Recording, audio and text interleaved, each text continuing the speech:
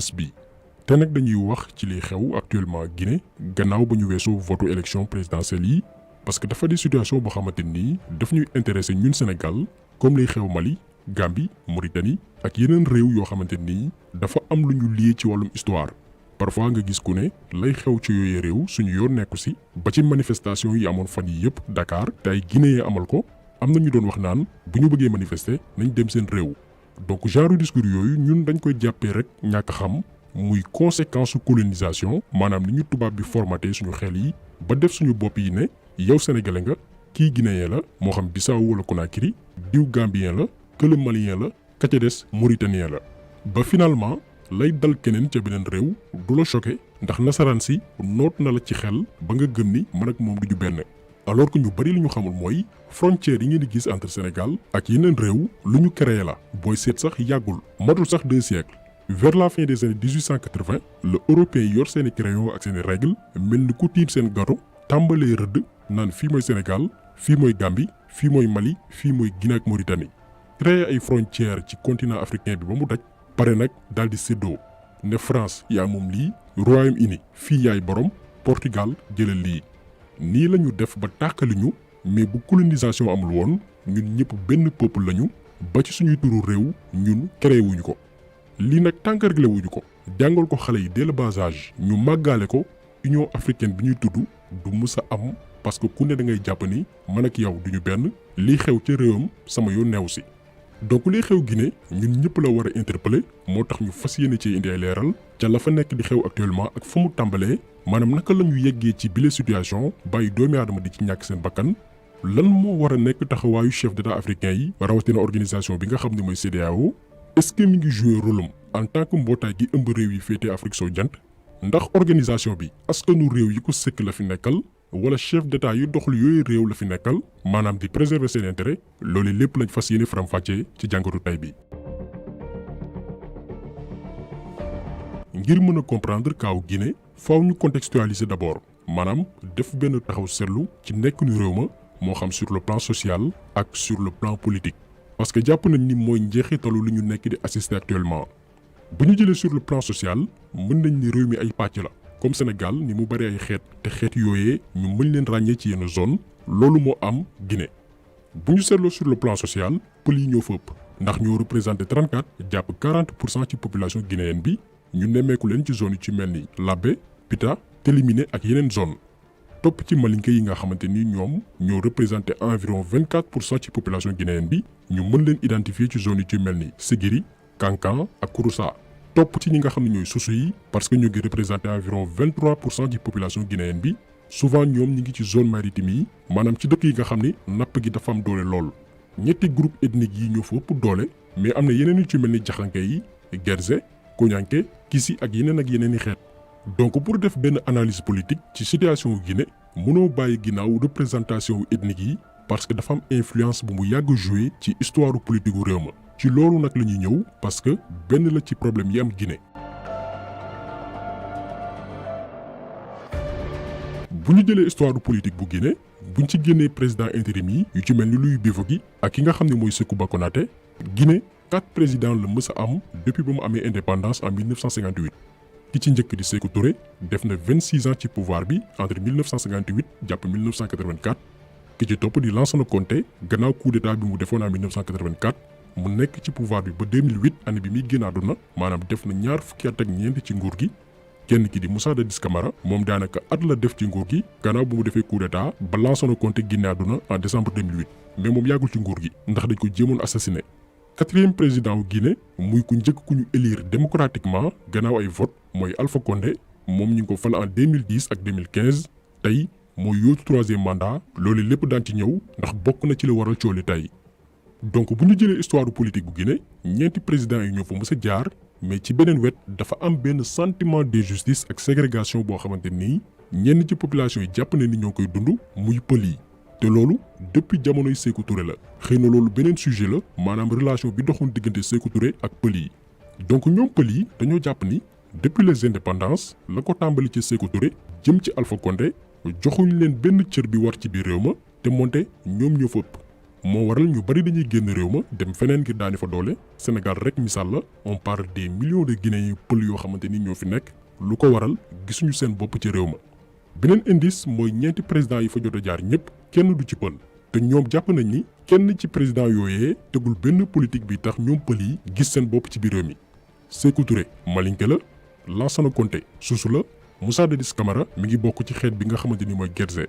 donc lii benn point la bu am solo boo xamante ni booy def analyse ci situation politique bu Guinée te souligné woo ko jàppal ni rate nga lu bëree bëri. maanaam réew mi dafa dem ba tollu benn niveau boo xamante ni ñu bëri voté wuñu pour compétence voté wuñu pour programme dañuy voté parce que kii pël la wala Soussou la wala Malinké la. candidat yi nag ñoom dañuy insister ci wàllu woowu noonu pour gagner confiance électeurs yi. après nag bu demee ba yegg si fii nii maanaam ci mbirum xeet kuy politique loolu ngay fasal stabilité dafay jafe. bañ na ko ba Alpha Condé bi muy campagne ci lu yàggul en septembre dafa ni képp ku voteel ab Malinké boo xamante ni bokkul RPG maanaam moom parteem jàppal ni yow Cellou Dalein Diallo nga voteel. donc même ba ci campagne yi candidats yi dañuy essayer influencer électeurs yi pour que ñu voteel candidat bi nga xamante ni moom la ñu bokkal xeet. gannaaw loolu pël yi ñu ci bari dañoo jàpp ni pour que ñu gis seen bopp seen biir réew nekk en sécurité parce que gis nañ ni Alpha Condé dafay utiliser armée bi pour ñuy attaquer pël yi di violer xale yu jigéen yi di yàq seeni kër ak seeni bërëb liggéeyukaay. donc gis nañ ni la meilleure solution pour nekk ci jàmm seen biir réew mooy fal Cellou Dalein Diallo. ci beneen wet aussi yeneen politiciens yi nga xamante ni duñu ay pël gëmloo seeni militants que ni bu pël yi jëlee réew mi seen jàmm jeex na lépp lu ñu dund ci métti depuis indépendance dinañ ko fayu ci yéen. nee naa leen Alpha Condé ci élection yii nii lu yàggul bi muy campagne jàkkaarloo na ak ay Malinké ne leen bu leen votel Cellou Dalein Diallo wala yeneen candidat parce que ñoo yàq réew mi. mu dem ba di leen fàttali jamonoy Sékou Touré ak li fa xewoon te jàpp na ni groupe yooyu noonu ñooy responsable yi. donc lan moo tax situation Guinée compliquée c'est parce que mbiru ethnie wàllum xeet dafa am solo lool ci discours homme politique yi. bokk na itam ci li tardeel réew mi ndax Guinée loo xalaat ci richesse am na fa Guinée am na pétrole Guinée am na or Guinée am na sax diamant mais ñàkk a fal selon ay compétences moo tax situation réew mi mënul soppeeku boobu ak léegi. bu ñu jógee ci contexte social bi dañuy ñëw ci contexte électoral bi rawatina ci wàllum yoon ndax ñun jàpp nañ ni le seul combat bu population guinéenne bi waroon régler avant ñuy dem élection mooy mbiru troisième mandat bi maanaam empêcher Alpha Condé bañ a présenté wu wala élection du am ci biir réew mi. ndax Alpha Condé ñi ngi ko njëkk a fal en 2010 pour un mandat de 5 ans ñu falaat ko en 2015 mu nekk dernier mandat am donc li ko dese mooy tànn kenn ci partem ngir mu présenté wu en octobre 2020.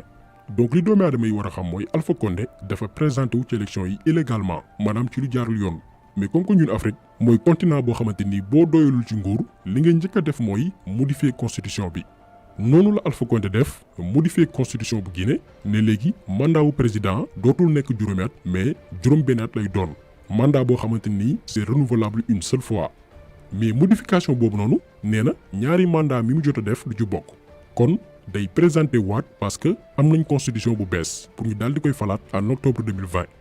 te li ci gën a yéeme mooy Alpha Condé bu forcé ba ñu valider résultats yi nga xamante ni am na ko ci élection yii ni ñu nekk ne moo gagné. day présenté waat en 2026 pour un deuxième mandat de 6 ans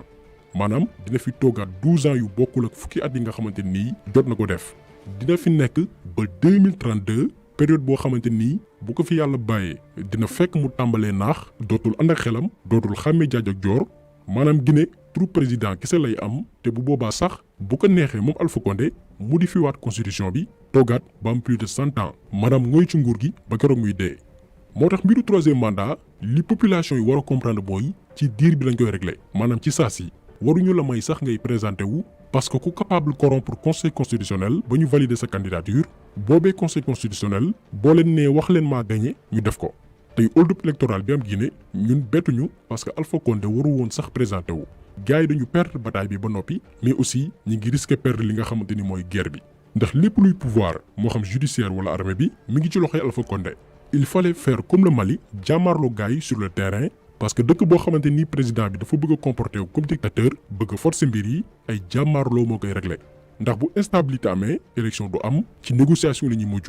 actuellement Côte d'Ivoire ci situation boobu noonu la ñu toll désobéissance civile moo fa am te bu ñu maintenir le cap mettre la pression bañ a dellu ginnaaw élection du fa am te mën nañ ci am ndam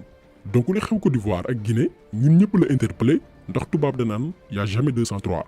Alpha Condé bu réussir hold-up électoral bi Alassane Ouattara def la même chose mu jàll Côte d'Ivoire Macky Sall moom itam danaan su ma ko defee dina ma jig kon peuple yi ñoo war a boole seeni doole jàmmaarloog président yi nga xamante ni benn amuñu njariñ ñaar bëgg nañoo ngoy ci pouvoir bi ba keroog ñuy dee. léegi nag gannaaw situation bi nii lan moo war a nekk taxawaayu CEDEAO yaakaar naa ni bu amee laaj bu ñu bari di posé wu mooy kañ la ñuy réagir ci situation bi nga xamante ni mi ngi xew actuellement Guinée comme niñ ko defee woon Gambie gannaaw ba Yaya Jammeh bëggoon jaxase carte yi ngir des ci pouvoir bi. mais on a l'impression que ni CEDEAO en tout cas position bu personnelle la ñun la engagé te yaakaar naa ni bari nañ ciy morom CEDEAO benn organisation la boo xamante ni nekkul fi askan yi mais président yi la fi nekkal. d'ailleurs ñoo ngi xalaat sax est-ce que duñu soppi turu CEDEAO bi di communauté économique des états de l'Afrique de l'Ouest remplacer ko par CEDEIPAO di comité pour la défense des intérêts des présidents de l'Afrique de l'Ouest ndax mënuñu comprendre bu ay président di sàcc seen alalu réew def ko seen moomeel ñoom ak seen jaboot CEDEAO du ci wax bu ay président di boom seen askan comme liy xew actuellement Guinée rey yoo xamante ni dañuy cibler benn groupe ndax Guinée actuellement pël yi kese la ñu rey bu ngeen demee gëstu ñi nga xamante ni ñàkk nañ seen bakkan fan yii yëpp 98% yëpp ay pël lañ lan moo tax genre situation yooyu noonu duñ ci dégg CEDEAO bu ay président di def lu waroog démocratie maanaam ñuy waajal élection présidentielle ñuy tànnal seen bopp seen adversaire comme ni ko Macky Sall defee woon en 2019 Alassane Ouattara di ko def actuellement Côte d'Ivoire CEDEAO du ci àddu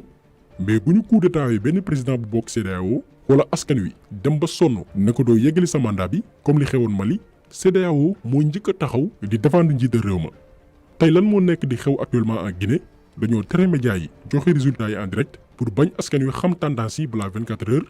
Guinéens yu bari yu nekk bitim réew voté wuñu parce que Alpha Condé jàpp na ni ay pël lañ ñu ci bari ñoo nekk bitim réew te bu ñu voté mën na changer lu baree bari ci résultats yi mu daal di empêcher dëkk yu bari voté lendemain élection yi ñu envoyé ay takk der pour ñu encercler këru opposant bi nga xam ne mooy Cellou Dalein Diallo pour bañ bu génnee mbooloo mi topp ko ba ci moment bi ñuy def vidéo bii nii Alpha Condé complot na ak waa Orange Guinée pour ñu couper internet bi ngir kenn bañ a connecté wu ngir lépp la fay xew waa bitim réew bañ ko yëg